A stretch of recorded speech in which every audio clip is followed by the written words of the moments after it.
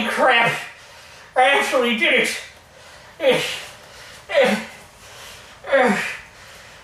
Oh, I forgot about the camera. God damn it.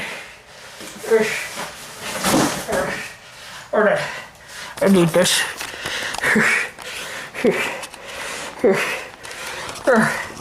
Oh my goodness. Alright, I'm in a disclosed location. Hopefully the feds won't get me to this. Get to this box. But I did it. I actually did it. I actually did this. You know, I did this, folks. I did it. I actually did it. I don't know how I'm gonna... oh shit. Oh shit. This thing's heavy. I don't know how I'm gonna get it. I don't know how I'm gonna get it on the counter there. We'll try it. Son of a bitch! Son of a bitch! Son of a...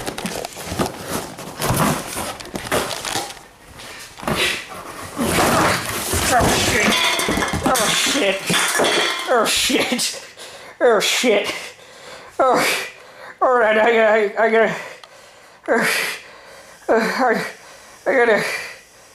gotta pause this for a second.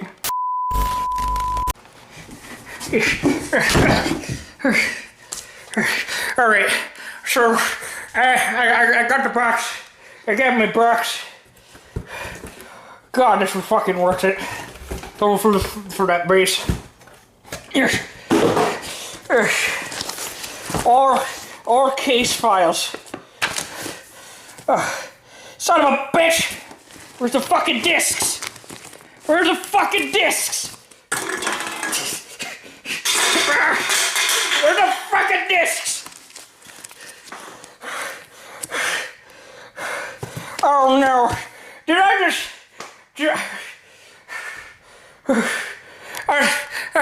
don't tell me I just wasted this whole venture for just some damn files that we already fucking know about.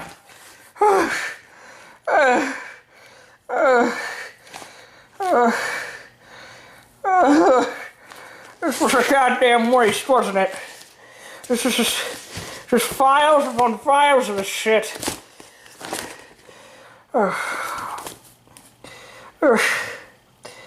Oh man. Well, after... wait a minute. What's that? What's that? Hello. Oh my god. How the hell did I get this? Oh hell, whatever.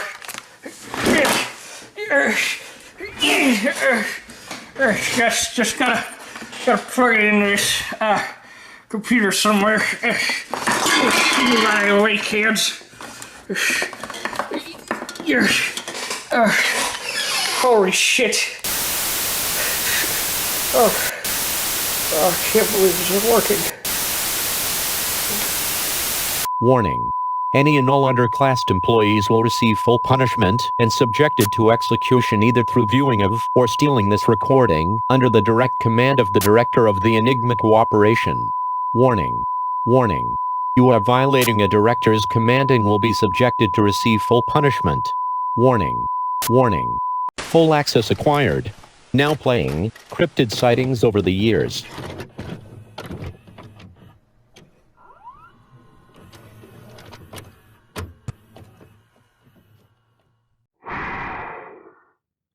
I told him I didn't want to be the one doing this recording. Not restricted to so few people working here. However, I am the VP and I don't make much of a damn difference here in my position. But that's what happens. Now before I proceed, I must make it extremely clear that only myself, the director, and a few selected individuals here are allowed to view this recording. All others subjected to this tape will be is subjected to execution upon the taking of or viewing of the recording, which I find it to be extremely barbaric of a punishment, but again, not my fucking decision here. Anyways, before I proceed, oh hell, there's no sugarcoating this shit, but monsters are real. Since our founding back in 2008 at the Inventist Conference, we have always lied to the public. Hell, even our company message is basically a way to hide the real truth of these so-called cryptids. But I know this isn't the point here. The point is that I was tasked to order all the tapes we have thus far in a chronological order, but not in the order in which we found them all in. Now this took hours of diving into the tapes themselves and speaking to a few people willing to give their reports back about what happened that day or that week. Here we go. Starting off with a minor but important note that Malcolm Clement dies on the native island of Haiti on September 22nd, 2002. Good God, I still have no idea why this is a fucking important event here, but here it is. But I digress. The first and original tapes were recorded by a man known as Roy Kirby, starting on December 4th, 1967, leading up to his extensive interviewing by the FBI on December 18th, 1967. After the missing bolt from the Silvergate Bridge was found, Roy Kirby did return to his wife Nancy, and refuses to speak of it ever since to his wife, nor to any of us trying to investigate further. However, never documented outside the interview conducted on October 23, 2007, Hazel Van Leer described in a disturbing manner that she, in fact, as a young girl growing up in Cornwall, England before moving to the States with her husband, was haunted by a large owl-like man near her local church. Since her encounter on October 23, 1977, she has been from that moment forward believed that she was followed by the creature to the United States after living in England for some time, which did cause Hazel Van Leer's mental state to go down. Found only in a newspaper clipping, on July 19, 1985, Charles Weatherly on that night murdered his own wife and children in the house before committing suicide inside of a small closet in one of the bedrooms in the home. The events surrounding the days before and on the night of are still unknown. Somewhere on an unknown Spanish island, around June of 1999, an expedition group was launched to study out the island for its size and for her much-needed resources. However, the jungle seemed to have their own surprise when massive centipedes attacked the crew. They were able to survive for some time due to the ethyl alcohol being able to kill off the venom of the centipedes. However, this wasn't enough, and eventually the centipedes were able to kill the crew off. On January 24, 2002, 3 American soldiers, Carlos Ramos, Latrell Wade, and Derek Sawyer, went inside the Tora Bora caves on a special assignment to destroy whoever was jamming the signals inside that cave. However, shown from the night cam footage themselves, it ended up that Carlos Ramos was the only one alive to tell the tale. But he did have an extremely rare case of rabies when medical experts examined him. Carlos, although thankful that he survived that night and was able to return home to his wife and son, still feels regret for what happened to Wade and Sawyer. Since then, he has resigned from the army. Somewhere on an unknown Spanish island, around June of 2002, another expedition group was wants to study out the island for its various invertebrate life. However, the jungle again seemed to have their own surprise when a massive centipede attacked Karen Urso's husband, Jonah. They were able to survive for a time due to the alcohol again being able to kill off the venom of the centipedes. However, this wasn't enough, and eventually the couple escaped on a boat to safety. However, several weeks later, their rotting bodies were washed up on the Miami coastline, where tracks from the boat led to nearby brush.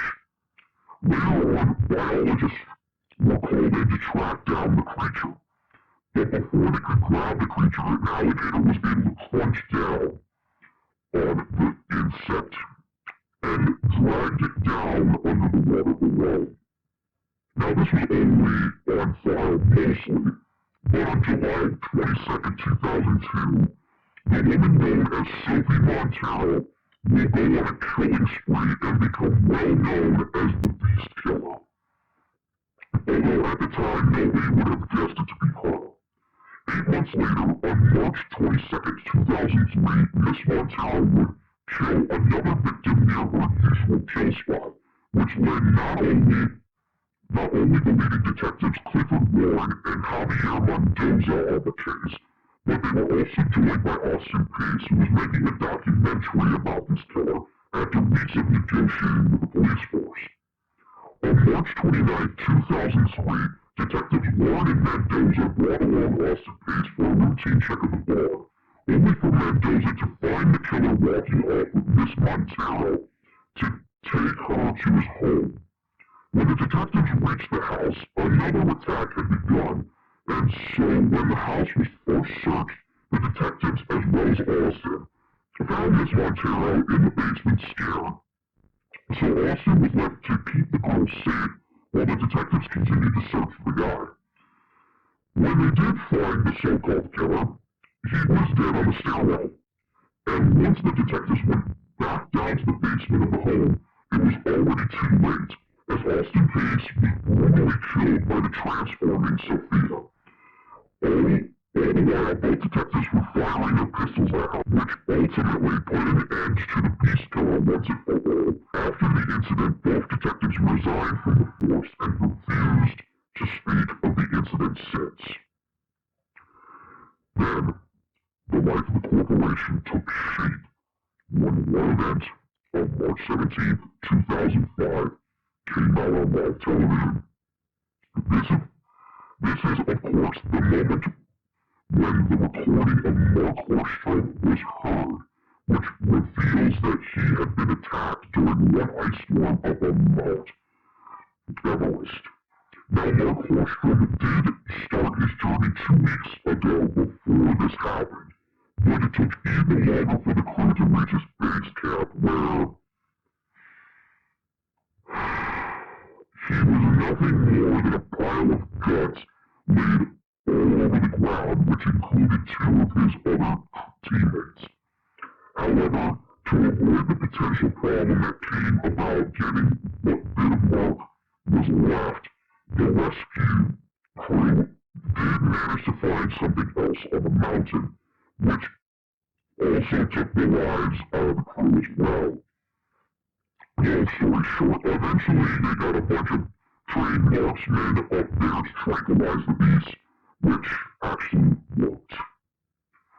Between the dates of August 2nd till August 14th, 2005, game warden Rachel Glenn was studying the local black bear population, while poacher going by Ethan Tully was poaching as well as harassing Rachel by stalking her and even threatening to harm her in his final moments. Meanwhile, Rachel Glenn also discovered an ape-like creature out in those woods, which seemed to have a strange attachment to her. The attachment ultimately led to the death of Ethan by his own traps, when the creature threw him head first through his trap. Of course, an incident report was filed on Ethan's death. However, a hair sample that Rachel sent to a local lab was like clean as inconclusive, despite video evidence saying otherwise. As for Rachel Glenn, she is going out into the woods, but she still continues to do her service in protecting the black bear she loves so much. However, she strangely misses the creature that saved her life that night and surprisingly loves the movie King Kong, despite her originally not being a fan of films as a whole. On September 9, 2005, 4 college students, Annabelle North, Annie Larson, Ophelia, Caroline Kirkpatrick, Luna Tiffany Short, and Severin Steve McLaughlin all died tragically from a car crash with another car, in which the driver of the other vehicle was extremely lucky to have survived the crash. But after the police talked with the driver, they found out that a fifth person was in the other car, and she was able to survive the crash. However, to this day, the girl only known as Moore Kellerman was never found nor known in the local college records. However, I am only describing the end of this tape because from what I've heard, the film is cursed to anyone who watches the full thing. Off the coast of the Baltic Sea on May 12, 2006, 2 crew members, cabs, captured the men assessing the cracks near the oil rig when they were both straight, seemingly dragged into the sea by something unknown. On July 4, 2006, the Stark family was returning home from the Jersey Shore when they suddenly run over an animal on the road through the park barracks. When the dog leaves the car to chase the creature, Brent Stark goes out to chase the dog. This eventually makes Wendy Stark and her children go after him, in which they come across an abandoned house with strange writing all over the walls. Then the family is reunited after Gwen gets chased by the creature back to the house, as the children run to hide from the creature.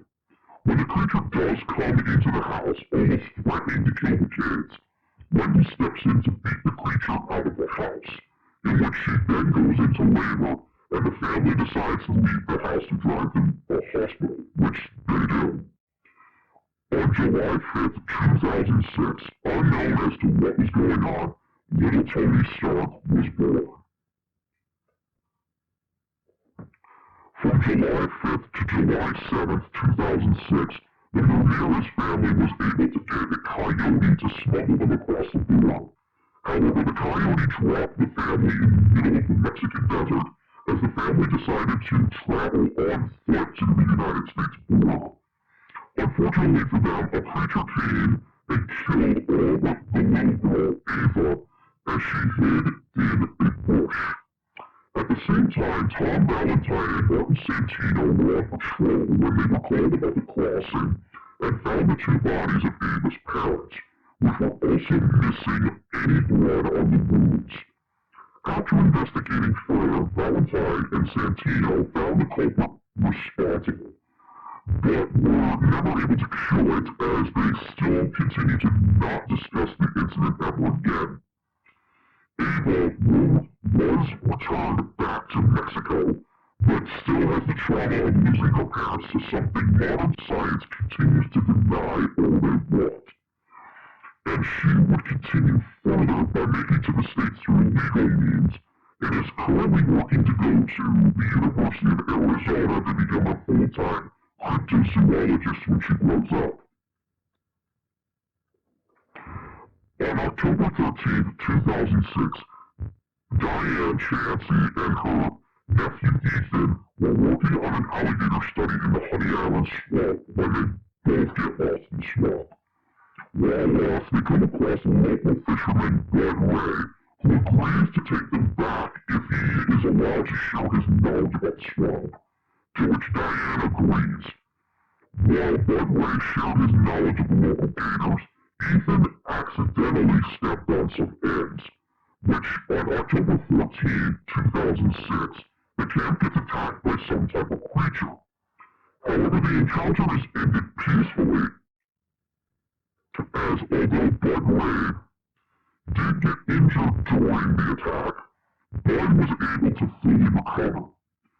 Diane continues her work at studying alligators in and around the swamp to see how their numbers hold up, while Ethan surprisingly made a full-on documentary about the creature that lives in the swamp, and continues to do film work about this creature to this day.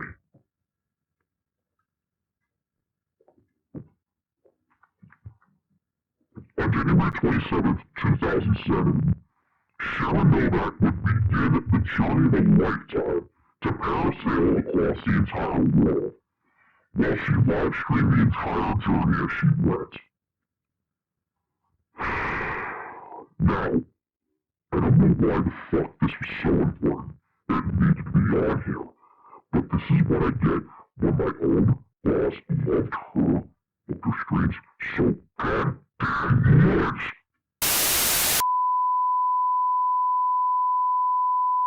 We are experiencing technical difficulties. Please stand by.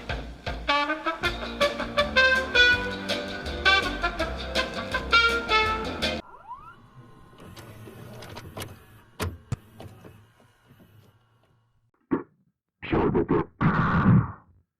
Anyway, on January 28th, 2007, Andy Miller would return back to the ranch where he grew up to show his girlfriend what his life was like when she couldn't come along. But this trip was also meant to patch things up with his father, Sam Miller, about going to college. When Sam gets worried about his sheep being killed, he does shoot at what appeared to be a coyote up on the hill. But when they went to go find the body, nothing was there, and in that moment something managed to get into the sheep's pen, where the ewe was slaughtered and her lamb was stolen. On the way home, they both run over a woman crossing the road, in which the woman was gone, but the missing lamb was returned back to Sam. After this experience, Andy Miller decided to change his major to Native American mythology.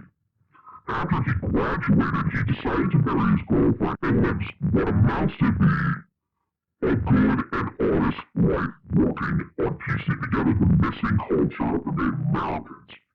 As for his relationship with his father, things are still being patched up, but Sam comes to regard Andy's decision as something hardworking and a good job, which is what he really wanted out of his own son.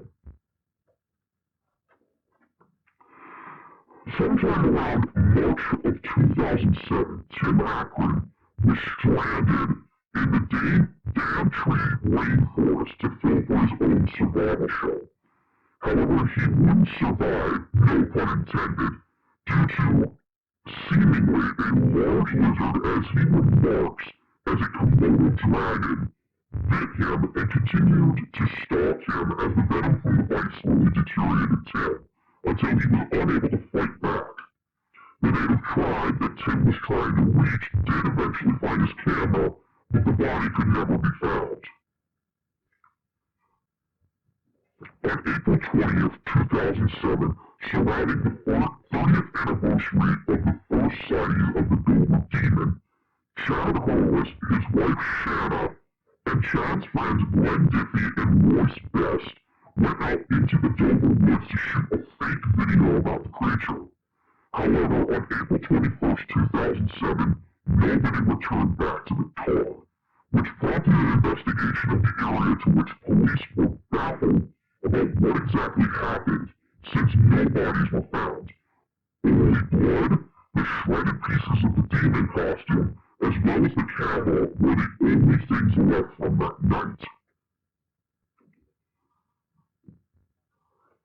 On May 12, 2007, after digging even further down for more oil, the same oil rig that had two missing workers last year find an ancient ship that might be full of gold on board.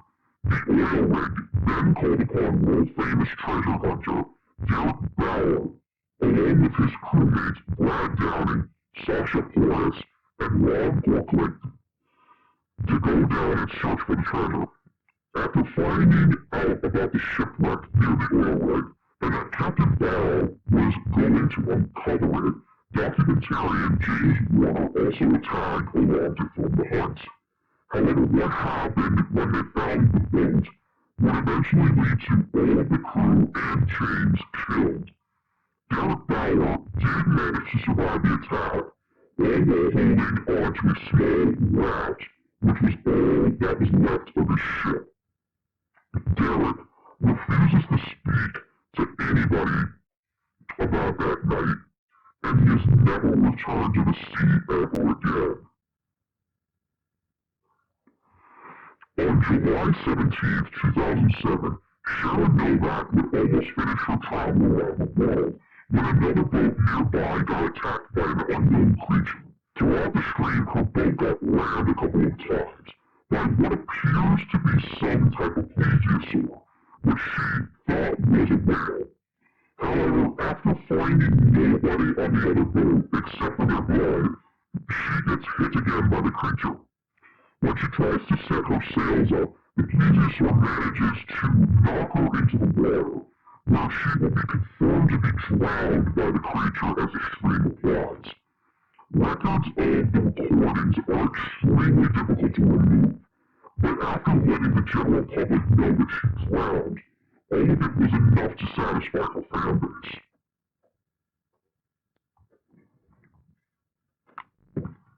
On October 23, 2007, a winged creature was spotted by many of the people who went to service that day. When paranormal investigators Peter Gray and Julie Sherlock went to investigate, they interviewed Hazel Van Leer, who was already mentioned earlier. They both decided to look up in the belchers of the church and discovered a giant owl pellet from the creature. Upon looking inside of it, they find the mandible of a human in the pellet. Both investigators took it to the local authorities, who identified the man as Brandon Parker. Later on, the investigators would interview Sue Ann Mills, a little girl who also had a traumatizing encounter with the creature, much like Hazel Van Leer did. When Peter and Jolena went to bring the girl back to the location of her encounter, the creature did in fact attack the group all the way back to the church.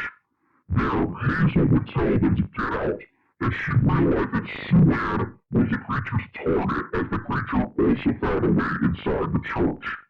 Grant Bolton, Hazel's husband, suggested to everyone to get on the altar of the church for protection.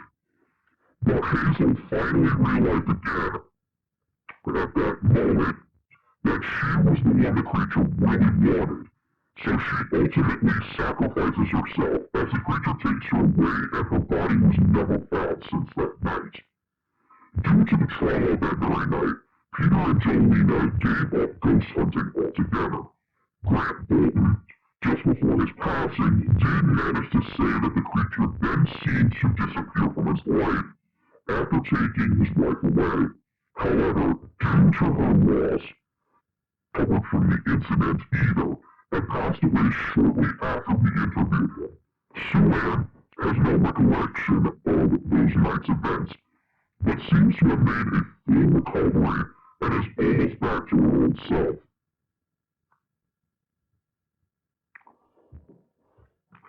On November 14, 2007, Matthew Barton went to Falk, Arkansas to bond with his future brothers-in-law, Levi and Corbin Knox, by going out for the first day of deer season. However, instead of a deer, they spot a large Bigfoot in the same area, as Levi shoots at it. Later, after not finding anything, they moved on to a tree stand, where the brothers decide to prank Matthew with snipe hunting. However, the prank goes too far when the Sasquatch comes back and grabs Matthew away. As the two brothers track down Matthew, they find his orange jacket bloody, which results in a surprise attack from the Sasquatch on Levi by ripping him open in front of his brother. While Corbin was in the brush, he runs into Matthew, where they devise a plan to hit the tree stand. But along the way, Corbin also gets killed by the Sasquatch, and finally to Matthew after Matthew finds out that the ladder to the tree stand was cut off. The incident was blamed on black bears, but this amount of bullshit was not enough to convince Abby Knox, who would also disappear in those very same woods as her ex-fiancé, and unfortunately met the same fate. On November 16, 2007, brothers Kevin and Cole Weller met up with their friend Paxton Reed to go film a skateboarding video at an abandoned park in the woods regarded as the ditch by the boys. While traveling through the woods to get to the ditch, they hear something huge flying overhead of them. All the same, they still manage to safely get to the ditch to film their video. However, things took a turn when Paxton scares Cole, which causes Cole to fall into a ditch where he broke his leg. When Kevin and Paxton decide to leave Cole for supplies to get him out, the creature they heard from earlier comes in and takes Cole away to a freeway overpass. Due to the incident, Paxton was unfortunately never to return to the Weller's household, despite Kevin still being friends with Paxton at school. Then, it finally happened. This was the very day a corporation was born into the world. March 17th, 2008.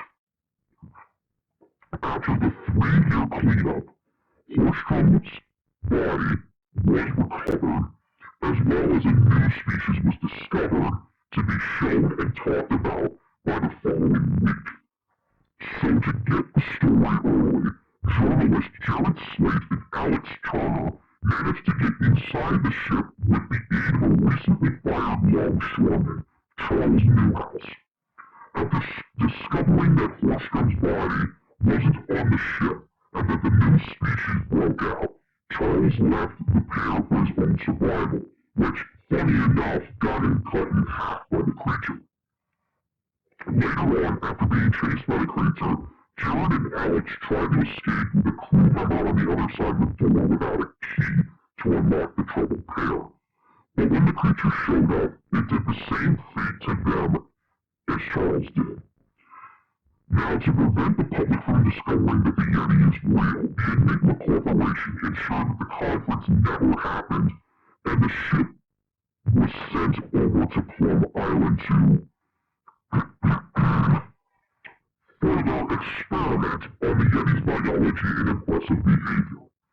After that moment, the Enigma Corporation was born with the fake message of a private security force on unusual cases, when in reality, the true message is to prevent the public from finding out about these creatures through these various, what were they called again? Oh yes, lost tapes. On April 4th, 2008, the Enigma Corporation took their first major assignment in the sacrificial murders that the Mexican government did not have the enforcement for. So our new team leader, Noel Carter, and tactical specialist Elise Mooney were tasked on this assignment along with Dr. Naja Santo. The result?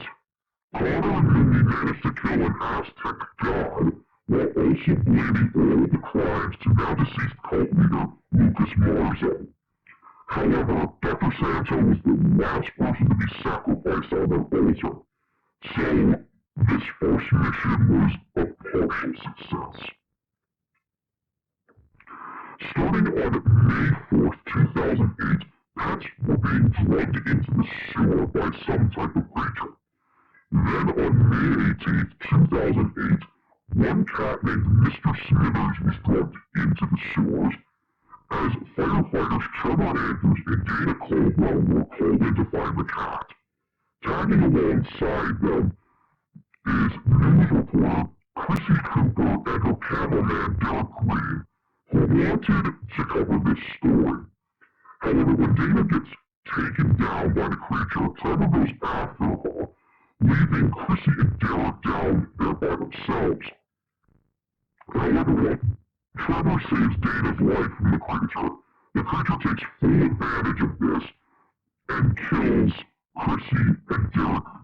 As Trevor and Dana escape, Trevor decides that enough was enough, and he chooses to fight back against the creature. Even though camera footage was difficult to tell, Trevor did manage to kill the creature as he goes back to Dana to tell her. Now we can get the hell out of here. On June 16, 2008, after Captain Miranda Bach's mission debriefing, she was pulled over for erratic behavior and sent to a local state hospital, where doctors Lee Morris and Rebecca Damien were tasked to see what was wrong with her. However, as the night progressed, Miranda Bach was slowly developing a flesh-eating rash, which slowly covered her entire body.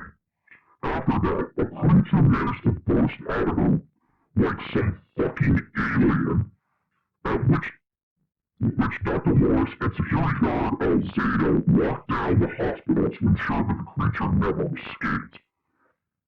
However, in those 2 minutes, the doctors and security guard failed to escape the lockdown. Stuck with the creature inside, Alzado and Dr. Morris were quickly killed by the creature. As for Dr. Damien, she managed to break herself out of the hospital, but also unintentionally let the creature out of the hospital. Several months later, spores that were documented by Captain Bach's mission were strangely found as far away as South America, but no creature was ever found.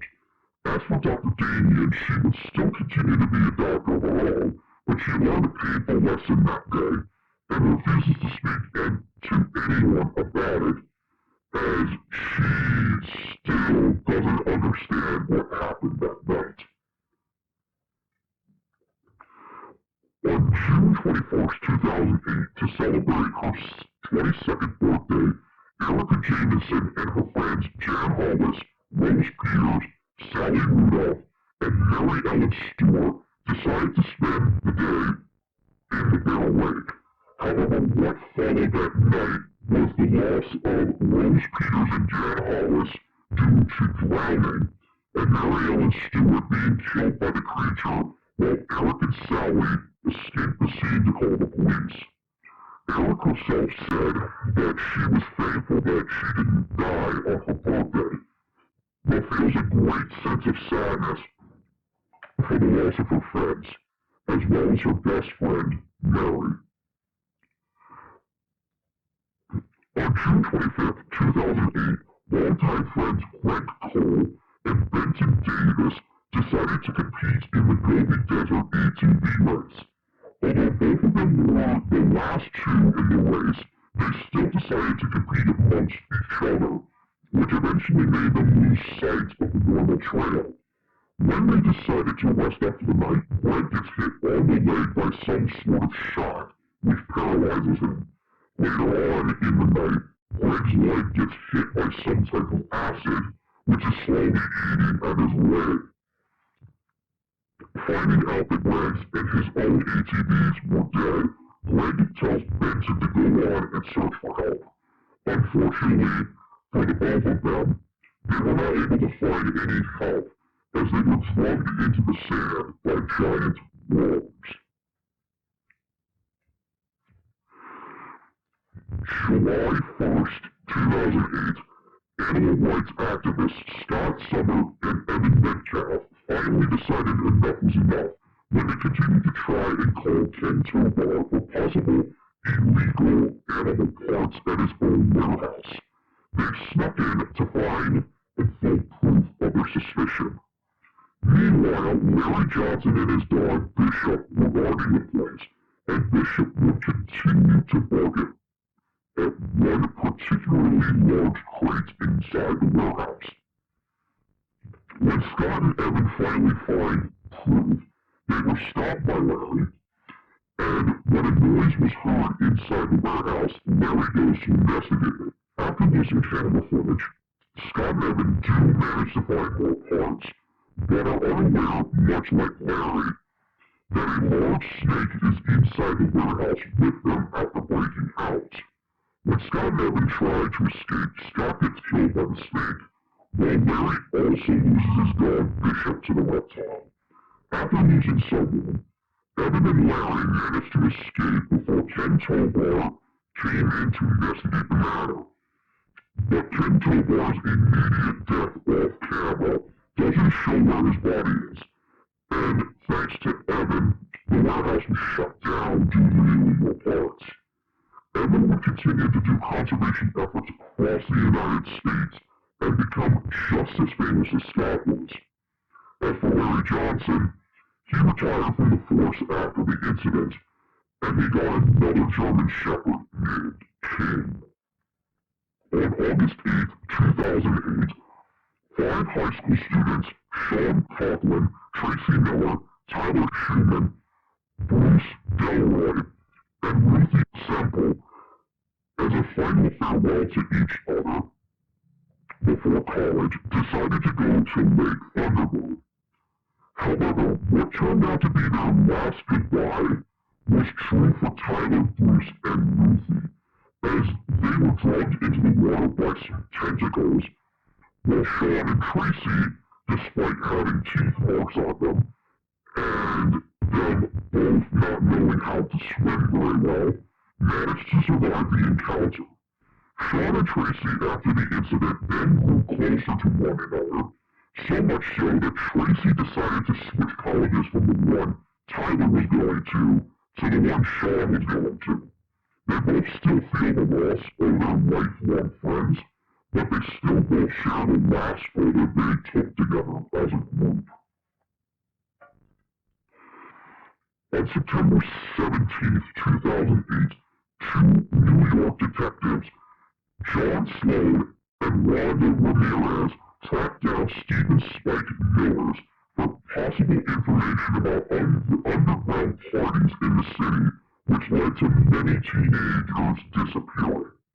When the detectives dressed as teenagers gained access into the party, Sloan follows one of the mysterious cloaked figures into a secret part of the tunnel. There, he finds the teenagers wrapped up in plastic cocoons, where he too falls victim to the creature's choking ability. When Ramirez and Spike catch up to Sloan, Spike decides enough is enough and runs off. While Spike tries to find a way out, one of the creatures finds him, and Spike meets the same fate as all the other teenagers. After catching up to Spike, Ramirez fires at the creature while Sloan can't move to help her, especially since another creature comes in and kills both of the detectives. Unfortunately, Ramirez still hasn't found a way to stop these parties in his own city, but finds out that these parties are spreading across the entire country. Further investigation of this case is still ongoing for the Enigma Corporation. April 5th, 2009. Oh boy, how do I put this lightly? This was a start to potentially one of the most dangerous cases the Enigma has had to do since our founding. On this day, at a local gas station, a man by the name of Anthony Carmichael got attacked by some sort of weird humanoid, where the creature brutally ripped the throat out of Anthony, as he nor the creature had ever been found again. Not at least until a few months later. On April 6, 2009, West Virginia reporter Stacey Foster was accompanying 8 officers, Ollie Boyd, Mark West, and Ernest Tybee, for a moonshine rave. However, before they make it to the camp, they notice a lot of strange signs on the trail, including a run-in with a kid named Matt Jones, where earlier that day he and his friends stumbled on the camp, and Matt barely survived his encounter with some type of monkey. Matt, pleading with the officers to get out of here, gets ignored, as the rest of the group finally makes it to the camp. However, the officers realized really quickly that all the moonshiners were dead, and that someone else was still in the camp messing with them. However, it wasn't a person, but an ape-like creature that first attacked and killed Roy and West. Then it walked into the shack and killed Tybee while he was telling Stacy to run. But Stacy didn't really run until it was too late, and when the creature finally caught up to her, there was nothing left in the group but their DNA and dental records used to identify them. Matt did survive his run-in and enforced wildlife officers to go searching in that area.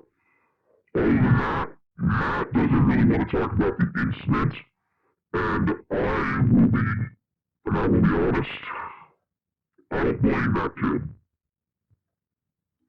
On May 28th, 2009, after what was possibly federal agents attacking one of their mercenaries, Ryan Kavanaugh allows reporter Randall Steiner and his cameraman Mike Monroe to interview him about what happened.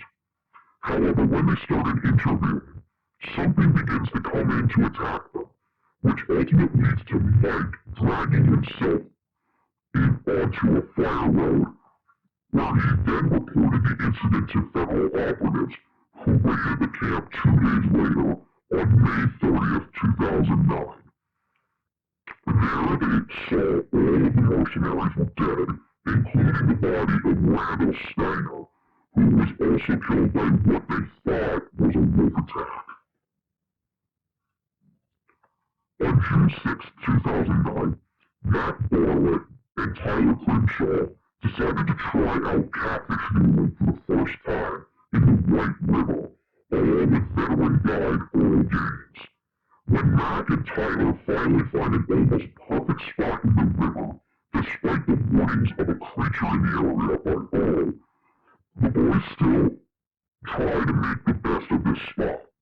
However, after Earl catches one fish, he gets bitten really badly by something else and decides to stay out of the water for the rest of the time.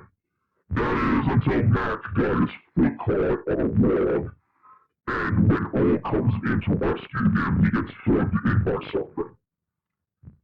When Tyler falls to the same trap, he too gets killed by werewolves in the water. When it came to Mac, the creature managed to knock him off the log, which fractured his foot, but Mac survived the blow. So when Mac wanted the river to be drowned, his request was denied to find Tyler and Earl's bodies. So the deaths were blamed on rogue alligators, which was just BS to hide the fact that the White River monster really does live in that area. On June 9th, 2009, a paranormal investigation team would have the night of their lives when they were tasked to find the spirit that was haunting a home in Lakeview, Colorado. The team consisted of Jeremy Reinhold, Christy Jones, and Bill Schatz Cooper, who a couple of days ago before the night found out that the spirit was connected to the emotions of the son of the family, Troy Goldman. There was even disturbing night footage of the ghost placing a large knife in Troy's bed, which alarmed the family, and the investigators got the go-ahead to investigate the house that night. After finding out that Troy's closet was the source of the paranormal activity, Schatz gets the door slammed on him, and finds after bashing in the wall a news article about Charles Weatherly. At 3 a.m., Jeremy attempts to communicate to Charles, which results in an aggressive response from the ghost, which would go to strangle Christy, stab shots near his eyes, and eventually while Jeremy was struggling with an anxiety attack, he gets stabbed on his camera, seemingly in the same spot as shots. The next morning, the Goldmans reported to the police the bodies of the investigators, and after the bodies were removed, they decided to sell their home and move out. They now live, ironically, in Golden, Colorado, and thankfully they haven't had any strange events happen in that house. But both Mark and Jen Golden learn that once strange occurrences that could be paranormal start happening again, then the best choice they would say is to move on. July 5th, 2009. Continuing on the story of what could have gone wrong with this case, which has come to be known as the wedding case. After the family bought themselves a new fixer-upper in which the house itself was a completely never-ending mess of problems, Dennis Redding was determined to make it work. However, for Eddie Redding, Dennis's son, he was already experiencing large, heavy sounds coming from the attic and almost reveals itself by almost opening up the door until Sarah Redding walks into the room to take Eddie out of the room. Later that night, the creature returns to attack Eddie in his sleep. Once again, Eddie wakes up and his parents make it into the room to unironically scare off the creature. So when footsteps were heard again by Dennis, he calls an exterminator to take care of the problem. However, for Stan Polanski, he finds the creature's den in the basement and ultimately gets killed by the creature. When Dennis notices that the exterminator didn't leave yet, he tells Eddie to go down to the basement. After finding the body of Stan Polanski, not one, but 3 creatures chase Eddie and the rest of the family around the house until they eventually go into Eddie's room for safety. However, one of the creatures does manage to open the door after Dennis puts a screwdriver into the creature and actually kills it. Although it was the end of the Redding's troubles in the house, it wouldn't be months later until police and the corporation would look more into this case.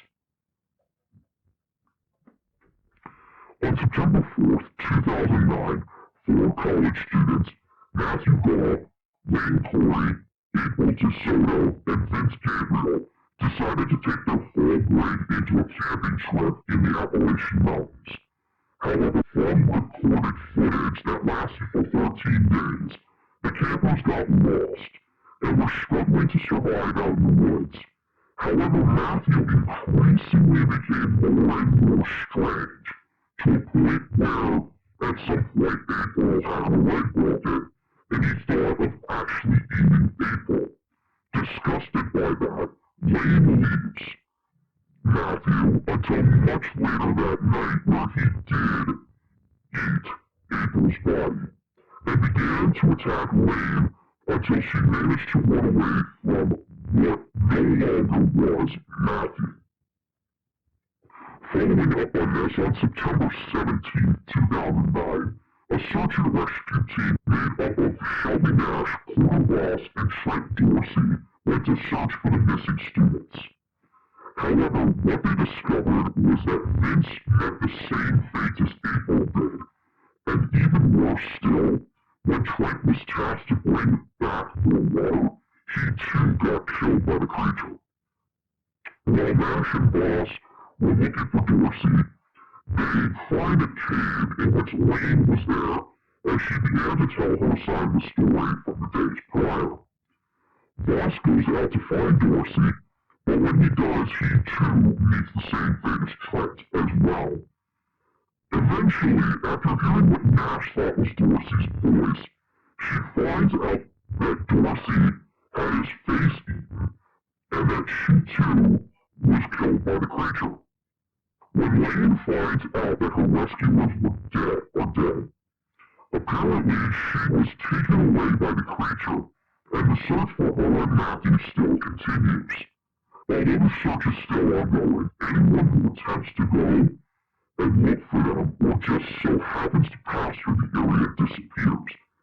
And so the corporation had to step in and make a very large area surrounding the main area to prevent people from further going in to look for them. On October 13th, 2009, this was when another dark day for the corporation came. After many months of nothing, in a nearby village not too far away from the Redding's house, attacks from the same creatures as in the case were being reported in. On that night, many townsfolk were brutally killed and mysteriously drained of blood, that further prompted the corporation to go in and kill as many of the creatures as they could, which was ultimately successful. However, some of the bodies have been identified as the following: Michael Russell, Nathan Kelly, Matthew Myers, Haley Young, Rick Phillips, Miranda Bailey, Jenny Peterson, Kyle Thompson, Kevin Fisher, Sarah Morgan, and Riley Harris. Prior to February 16, 2010, Josephine Ledoux was killed by her resident Malcolm Clement, who was thought to have died more than 8 years ago. So the Enigma Corporation called in Noel and Elise again for the case, alongside Tanner Noble, who was new to the team. Man, he only just started for a week, and the poor kid and what happened still breaks my damn heart thinking about it. But still, the team was tasked on retrieving Malcolm, which ultimately led to the death of Tanner. But the house was burnt down to the ground due to zombies being found inside the house. Noel, Elise, myself, and a few others went to that funeral. Still hate the thought of it. And finally, on August 5th, 2010, the Enigma Corporation was called in once again to an oil outpost where nobody had been reporting in for weeks. So Noel and Elise, after clearing their heads, decided to take on this mission along with another 2 colleagues, Dr. Naomi Robson and Dr. Selden Fisher. Once they reached the location, they found out that all the workers had no blood in their bodies. And when a rat fell on top of Elise, bringing a piece of the roof with it, they found out that whatever killed the others wasn't airborne. However, they did eventually find a guy that claimed to be Clint Weber, and started to question him as to how he was the only survivor. However, before the team could realize that he wasn't Clint at all, it was already too late. The creature attacked and killed both doctors in no time. That was when Noel decided to take on the creature himself, but he knew that he needed Elise out of there. But when he was shouting behind her as she was driving away, the creature came in and tried to attack her, in which she crashed the vehicle. She, as well as Noel, would both survive the incident.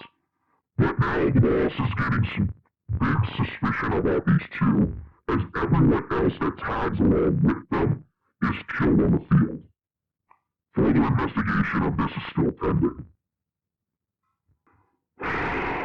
Thank God. I definitely need a coffee break after this shit show.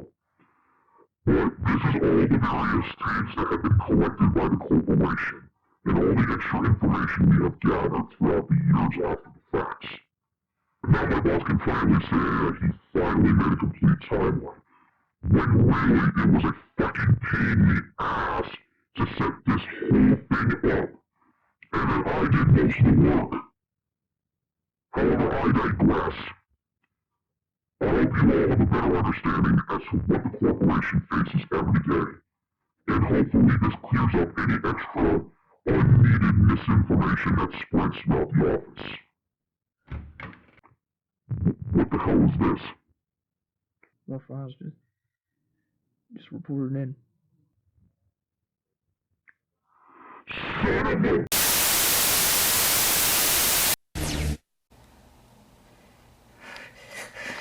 Holy shit. Holy shit. Now we all know. There's apparently more shit coming. Oh,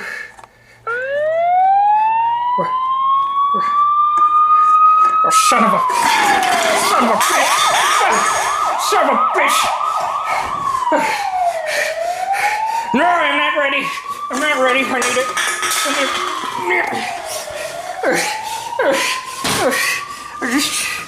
Where's my coffee sprayers?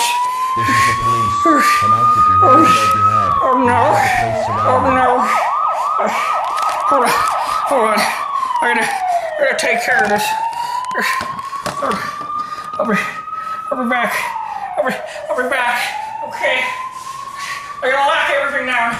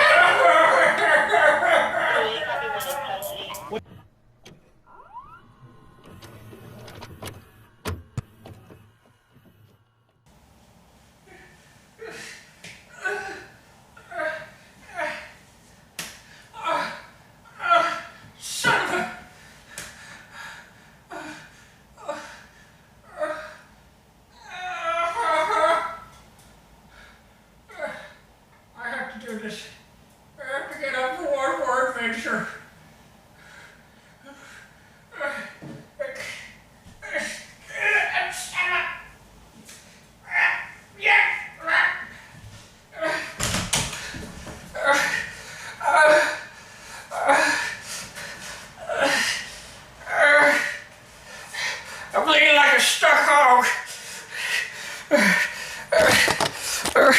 But all you need to know is that you see this right here? See it? Right here? There were more discs. I wasn't able to obtain those discs.